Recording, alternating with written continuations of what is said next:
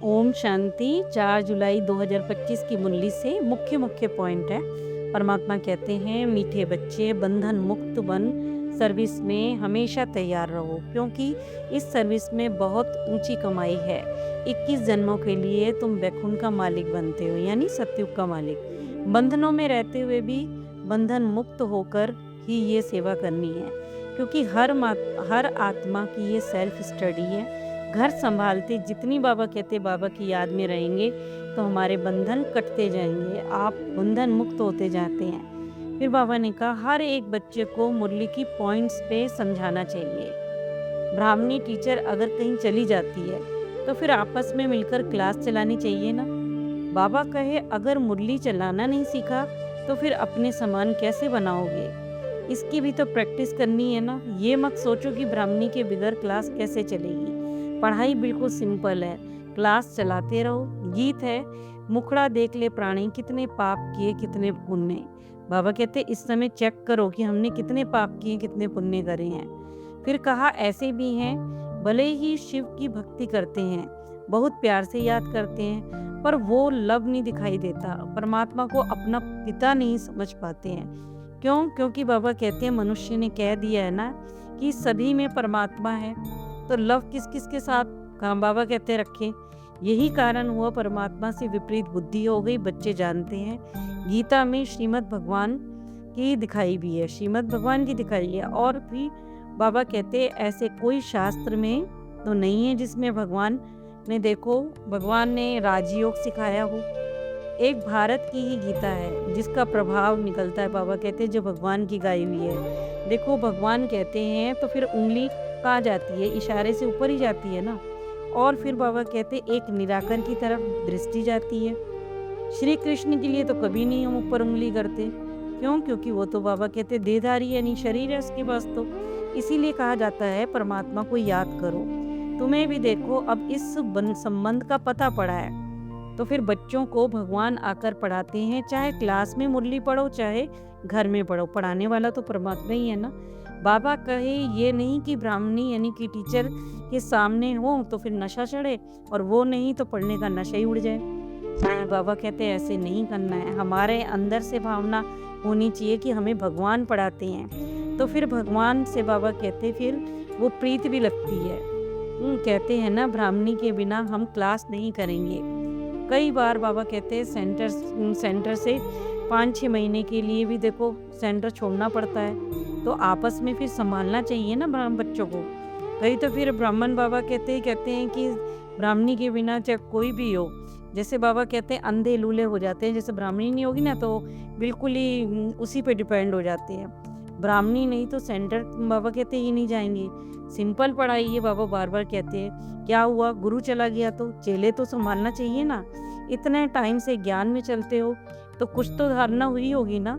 मुरली points के आधार पर ही समझाते हैं। सुनने की बाबा कहते हैं आदत तो पड़ जाती है, पर सुनाने की नहीं पड़ती है।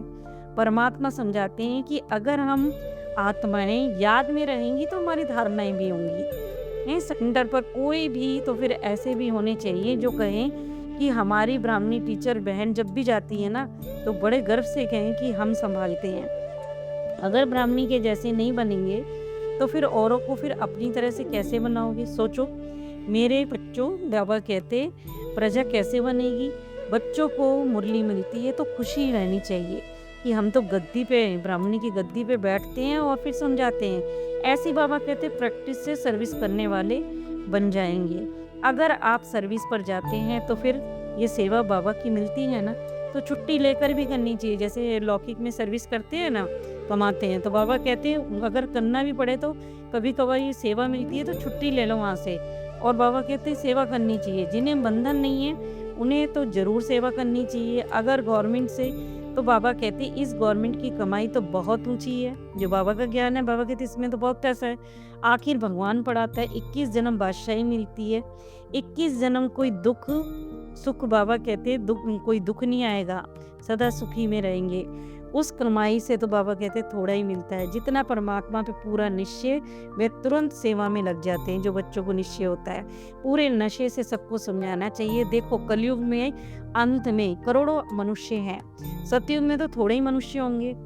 संगम पर इसीलिए बाबा को स्थापना के लिए अंत में ही आना पड़ता है, विनाश होना ही है। महाभारत की लड़ाई तो देखो सबको ही पता है, मशहूर है। ये लगती तभी है जब भगवान आकर सतयुग के लिए राजयोग सिखाकर राजाओं का राजा बनाते हैं। शरीर के संबंधों को छोड़ो, अपने को बस आत्मा समझ परमात्मा के याद में रहेंगे तो कर्मातीत अवस्था हो जाएगी। बाबा कहते हैं पाप भी कटते जाएंगे, यही तो मेहनत है। योग का अर्थ भी कोई नहीं समझता, कोई मनुष्य नहीं जानते, तो फिर कहा जाता है ना कि भक्ति मार्ग भी एक खेल की तरह है, उसमें भी चलना ही है। ज्ञान मिलता है तो ऑटोमेटिकली भक्ति से वैराग्य हो जाता है। वैराग्य दो प्रकार के होते हैं, एक होता है हद का वैराग्य और एक होता है बेहद का। बेहद का परमात्मा के वैराग्य को कहते हैं और हद का जो हमारी दुनिया का होता है उसको कहते हैं। कल सब बाबा कहते सबकी देखो यहाँ पर पुरानी दुनिया में क्रिमिनल दृष्टि है हो गई है, यानी विकारी गंदी नज़र। इसीलिए बाबा सारी पुरानी दुनिया को भूलने का पुरुषार्थ कराते हैं, क्योंकि बच्चों को पता है ना कि शिवालय पावन दुनिया में जाना है। तुम देखो बाबा कहते सब ब्रह्मा कुमार कुमारियाँ भाई बहन हो, तो जब भाई बहन हो तो विकारी दृष्टि नहीं जा सकती उनमें। तभी तो बाबा कहते इसे नर्क कह देते हैं, पता नहीं है कि स्वर्ग नर्क कह देते हैं। बाबा कहते स्वर्ग नहीं है, स्वर्ग में तो फिर बाबा कहते किंगडम यानी राजधानी, रिलीजियस यानी धर्म, राइटिस थे, राइट थे, कितना बल भी था, क्योंकि ये सच्चे थे तो फिर बल था। अब सच्चाई है ही नहीं तो वो बल पवित्रता का खत्म हो गया। विश्व का मालिक बनने का अभी पुरुषार्थ कर रहे हो, हेवनली गॉड फादर जिसको शिव परमात्मा कहते हैं। पुरानी आदतें कहते हैं बाबा छोड़ो, ईर्ष्या नहीं करनी है, नुकसान बहुत करा देती है ईर्ष्या। तुम्हारा सारा अटेंशन मुरली पर होना चाहिए। कोई को भी बाबा कहते हैं मुरली पर समझा सकते हो, परंतु अंदर में ईर्ष्या रहती है। ब्राह्मणी होती है, टीचर को भी कह देते हो, मतलब इतना भी रिगार्ड नहीं रखते हो कि ब्राह्मणी सीट पे बैठी है, टीचर है और यह कोई ब्राह्मणी थोड़ी है, ऐसे ही भी बोल देते हैं। बाबा कहते ये क्या जाने, यूँ कह देते हैं टीचर बहन को, ये क्या जाने, फिर ये सोच के आना भी सेंटर पे बंद कर देते हैं। इससे क्या हो जाती है, डिससर्विस हो जाती है और दूसरों को क्या जा रहा है वो देखते हैं। फिर देखो बाबा फिर कहा लौकिक बाप ज्ञान में नहीं होगा तो फिर बच्चियां मार भी खाती हैं। जैसे परम बाबा कहते शरीर का पिता होता है ना, अगर हम तो ज्ञान में चलते और वो नहीं चलता तो बाबा कहते बच्चियां समझ जाती है ज्ञान को तो फिर वो पिटाई भी खाने लग जाती है, मार भी खाती हैं, कमज़ोर भी होती हैं। तो फिर बाबा कहते समझाना भी चाहिए, इस पढ़ाई से हम महारानी बनती हैं। बाबा कहते जो बाबा की बच्ची हैं जो मार खाती हैं वो कमज़ोर होती हैं तो बोल नहीं पाती है, नहीं तो उनको बोलना चाहिए कि हम तो इस पढ़ाई से महारानी बनते हैं। जबकि पूछो तो कहेंगी ये पढ़ाई बहुत अच्छी लगती है, उस पढ़ाई में तो दिल भी नहीं लगता है, उस पढ़ाई से पाई पैसे की नौकरी लगती है, प्रजा भी स्वर्गवासी बनती। बाबा कहते हैं इसमें तो देखो प्रजा भी स्वर्गवासी बनती, परंतु अभी सब नरकवासी है। परमात्मा कहते बच्चे तुम तो सर्व गुणों से संपन्न थे, भारत सोने की चिड़िया कहलाया जाता था, परंतु अब देखो 100% गिर गया है, गिरती अवस्था हो गई। पहले पारसनाथ था, अब बिल्कुल पत्थरनाथ बन गया है। अपने अंदर देखना है कहाँ तक हम लायक बने हैं, गिरते गिरते बिल्कुल दुगन तक फंस पड़े हैं। जैसे देखो बाबा कहते हैं दलदल होती है ना तो इंसान उसमें फंसता जाता है, पूरा ही डूब जाता है। तो बाबा कहते अब तुम सभी को चोटी पकड़कर निकाल रहे हैं, तो दुबन में चोटी बाहर रह जाएगी तो खींच लेते हैं ना, तो ऐसे ही बाबा कहते हैं नर्क की दुनिया में सब फंस गए हैं। अब ब्राह्मणी को बाबा कहते हैं बच्चों को निकाल रहे हैं, तो फिर चोटी भी पकड़ना पड़ता है। तुम्हें लगता है कि पहले भी आए थे, फिर बिरला मंदिर में कितने बनाते हैं, जैसे देखो गुड़िया बनाते हैं, वह छोटी छोटी गुड़िया होती है ना खिलौने वाली। बाबा कहते हैं पर यह तो बड़ी गुड़िया बनाते हैं, जो मूर्तियाँ होती है ना मंदिर में, ये बड़ी गुड़िया उसको कहा। चित्रों की देखो पूजा करते हैं, बाबा कहते हैं मूर्ति पूजा, उनके बारे में कुछ भी जानते नहीं। गुड़ियों की पूजा हो गई ना, परमात्मा ने साहूकार बनाया था, अब कितने कंगाल बन गए, जो पूज्य थे वही देखो पुजारी बन गए। कहने का मतलब है सतयुग में आत्माएं पूजी जाती थी, फिर वही अवस्था गिनने से स्मृति भूल गए और पुजारी बन गए और अपनी ही पूजा करने लगी। कहते हैं आत्मा निर्लेप है, परंतु गलत है। आत्मा तो फिर अच्छा बुरा सब रिकॉर्ड होता है आत्मा में, फिर निर्लप कैसे हो सकती है। कुछ भी खाओ पियो मौज करो, शरीर को लेप छेप लगता है, वह गंगा से शुद्ध हो जाएगा, उल्टा बोलते हैं। बाबा कहते हैं शरीर में थोड़े ही कुछ होता है, दुख दर्द खाना पीना सब आत्मा में तो पता चलता है, शरीर में लगता है, पर आत्मा में सब चीज़ें रिकॉर्ड होती हैं। गंगा स्नान से कोई शुद्ध नहीं होता, पाप तो देखो सारे आत्मा में है। गंगा में नहाने से तो शरीर धुल जाता है ना कि बाबा कहते हैं आत्मा शुद्ध होती है ना शरीर। 84 जन्मों का सर्कल है ये सीढ़ी पर। इतनी सहज बातें बाबा कहते पूरा पढ़ते नहीं तो कैसे समझेंगे, उन्नति फिर कैसे होगी?